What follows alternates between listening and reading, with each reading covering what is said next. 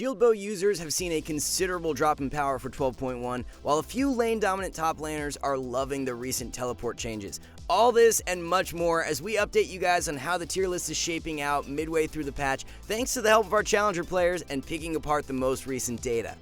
But before we get into it, be sure to check out SkillCapped if you want to truly get better at League of Legends. We're the only service that offers a money-back guarantee if you don't climb at least 5 divisions while actively using our service.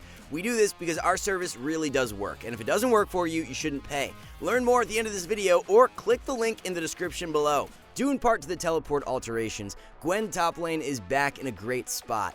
A trend we're noticing is that top lane champions who lack strong teleport flank plays but possess potent bully potential are benefiting the most. You run Ignite with teleport on Gwen, which offers a great deal of kill threat early on. With many other top laners swapping at teleport and running Flash with Ignite, you have the potential to completely roll over them. Say, for example, you're laning against a Garen. You solo kill him at level 2 and the wave is pushing towards you. Since you've got TP and he doesn't, you can quickly base, teleport back to lane, and then set a freeze to completely zone that Garen for the rest of the lane.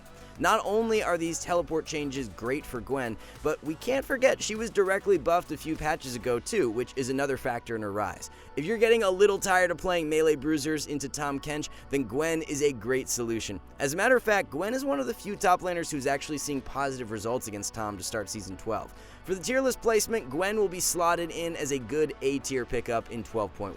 One of the more off-meta top laners who you don't want to ignore right now is Warwick. Warwick is one of the strongest dueling top laners, so the teleport changes are exactly what he wants. Since most Warwick top players run Flash with Barrier, an easy way for the enemy to avoid the matchup was by teleporting elsewhere to find an impact. This is no longer possible prior to 14 minutes, which gives Warwick the ability to influence the early game more reliably. The only matchup giving Warwick some issues for 12.1 is Shen. Shen W is such a hard counter to Warwick as it can block Q and auto damage, so banning him out is necessary. The reason why Barrier is so effective on Warwick is due to the champion becoming stronger with lower health.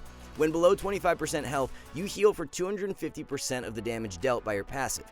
Barrier helps you stay at the low HP threshold for longer to benefit from that stat and outlast your opponent in the 1v1. Overall, Warwick top lane is a great pickup for the way the meta has shifted and finds a spot in S tier. It should be no surprise at all to see Shen and Tahm Kench locking down the OP tier slots once again. As if Shen wasn't already strong enough, the teleport nerfs are actually indirect buffs in Shen's case. The majority of top laners can no longer influence the rest of the map pre-14 minutes, while Shen still has that luxury due to his ultimate. By running Ignite, you remain a lethal threat in lane and can win out on many matchups early on.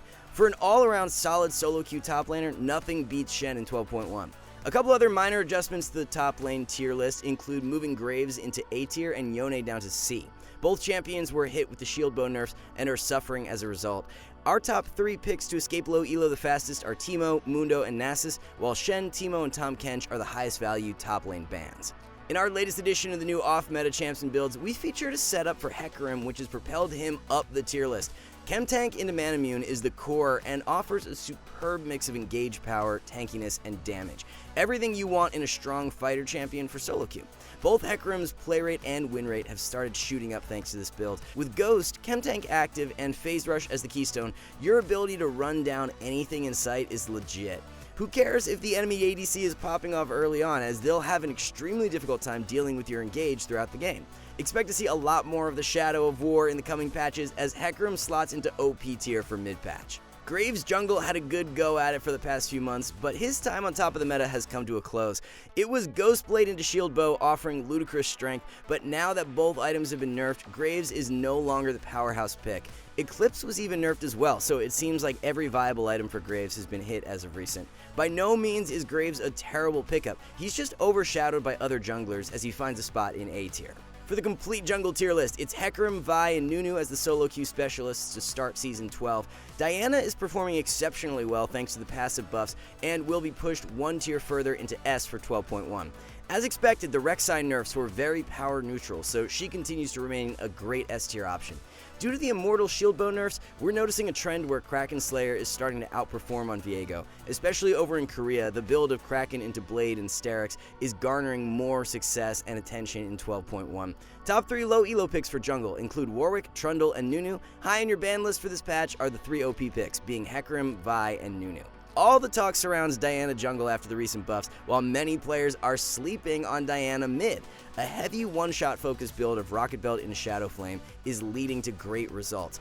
Diana is the perfect answer to many other bursty melee mids, as her W, along with running bone plating in runes, shuts them down very well. Your burst on Rocket Belt completion is great, and skirmish power with ultimate is some of the best for any mid. If you enjoy these under-the-radar picks, Diana is an excellent choice for 12.1, as she's a powerful S-tier champ. Yone and Yasuo have been beaten down substantially over the past few patches and start Season 12 lower down on the tier list. For Yone specifically, a new build of Gale Force into Bloodthirster is popping up due to Shield Bow being nerfed. Definitely try it out if you remain content on playing the champion. Shield Bow had been such a prime core purchase for both champions, so with the nerfs along with Lethal Tempo being hit a few patches back, it's been nothing but downhill. One tricks can still make the champions work, but for the average solo queue player, there are better options further up the tier list. Yone and Yasuo sit side by side in B tier for 12.1. Anivia and Victor continue to dominate the mid lane meta. There aren't many new trends for mid lane halfway through the patch, as 12.1 was extremely light, but we do have one interesting finding. Due to the teleport changes, we wouldn't recommend it to be your autopilot secondary summoner for every game now. Take Corki for example. Flash TP combo had the highest play rate and win rate in previous patches. For 12.1, we aren't seeing that trend continue. Exhaust is taking up a larger share in play rate and winning more than TP. The takeaway from this is that in easier early game matchups where you won't need TP to get back to lane, run Exhaust instead. Same thing goes for another meta mid being Victor. If you're in a difficult early matchup, by all means run Teleport, but in easier lanes, look to run Ignite as it started seeing much more success than TP. Our top 3 low elo recommendations for mid lane are Lux, Malzahar, and Annie. A couple good bans to consider are Victor, Kassadin, and Uxin. We don't have a single alteration to the ADC tier list midway through 12.1 as the meta has been very stable. Vayne, Jinx, and Jhin are the premier picks you should put most priority on. Vayne is definitely feeling the effects of the Wits and Shield Bow nerfs, but not to the extent where she falls down the tier list. Shield Bow users like Draven, Samira, and Aphelios have seen a slight decrease in win rate this patch, but their tier list placements won't be changing. Ziggs is one champion who's actually liking the teleport changes. You'd almost always use TP to lane in previous patches as Ziggs, so the fact you can no longer teleport to minions or wards prior to 14 minutes doesn't affect him. The shorter cooldown on teleport is great, so you can assert more lane dominance early on. High value picks to climb out of low elo for ADC are Vayne, MF, and Jinx. Vayne, Ezreal, and Jinx are all solid ban options for 12.1. If you've been playing Sona in previous patches and seeing good results, there's no reason to stop after the 12.1 nerfs. E and base armor changes accomplished nothing in regards to lowering Sona's overall power level in solo queue. The scaling power and ability for you to take over at 2 items is completely nuts. Seraph's buffs in preseason lifted Sona to new heights, and she remains an S-tier support moving forward. Looking down on everyone else, as the best support carries include Soraka, Nami, Lulu, and Blitzcrank. No new adjustments to report for support midway through 12.1. Next patch looks to be jam-packed with many more meta-shifting changes, so enjoy the stability while it lasts. Zilean is a more niche support pick, but his power in the current meta is extremely undervalued. We're seeing less early game ADCs like Draven, MF, and Lucian, and way more of the scaling picks in Jinx and Vayne over the past while. Constant speed boosts along with Zilean's revive allows a champion like Vayne to completely take over with a couple items. Best supports to climb low elo the fastest are Soraka, Lux, and Zyra. Nami, Blitz, and Lulu are all good options to consider for the chopping block. Alright guys, before we wrap this up, let's tell you a little more about SkillCapped. So, we offer a 5-division rank up guarantee, and think that's a pretty crazy thing to offer. It's like a gym membership guaranteeing you'll get ripped. Your local gym would go bust if they offered that, right? Not us. We've offered this for years because our service really does work. It works so well, in fact, that we're able to produce by far the largest catalog of premium league guides on the internet. We add over 20 videos a week, with over 1,600 guides curated into over 100 courses no one can compare. We've also sent challenger players into Elo Hell 714 times and counting, where they commentate how to carry live. They also respond to all questions asked. Sign up today for as little as $4.99 a month if you are serious about improving. So there's your quick update on what the meta is looking like a couple days into Season 12. Good luck with your ranked journey, and we'll see you in the next one.